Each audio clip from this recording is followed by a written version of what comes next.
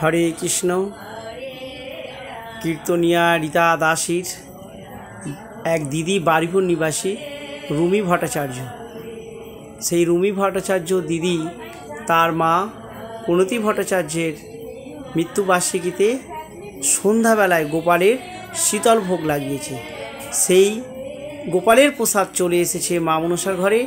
মা মনসাও সেই প্রসাদ সেবা করে মহাপ্রসাদ করে দিয়েছে। আজকে রুমি ভট্টাচার্যের মায়ের আত্মার শান্তি কামনায় শীতল ভোগ হয়ে গেছে। এটা মহাপ্রসাদ, খই, মুরকি, মিষ্টি, দই দিয়ে, তুলসী পত্র দিয়ে গোপালের ভোগ লাগিয়ে সেই প্রসাদটা মায়ের কাছে এসছে। এই প্রসাদ মহাপ্রসাদ হয়ে গেছে। এই প্রসাদ এখন চলে যাবে কীর্তনিয়া রীতা দাসীর বৃদ্ধাশ্রমে। সেই বৃদ্ধাশ্রমের সব মায়েরা এই প্রসাদ পাবে, শীতল প্রসাদ। হরে কৃষ্ণ। কীর্তনিয়া রীতা দাসী সেবা প্রতিষ্ঠানের কন্ট্যাক্ট নাম্বার 9836769125।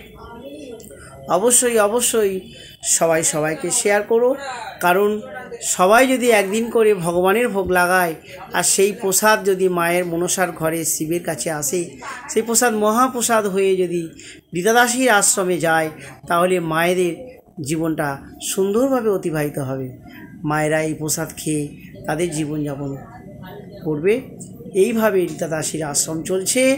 তাই সবাই আজকের এই সন্ধ্যাকালে রাধা মাধবের কাছে, মা মনসা দেবী পরম বৈষ্ণবী পদ্মাবতীর কাছে প্রার্থনা করো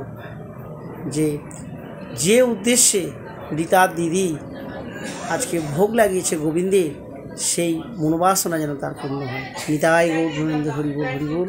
হরে কৃষ্ণ কৃষ্ণ কৃষ্ণ হরে হরে, হরে রাম রাম রাম হরে হরে।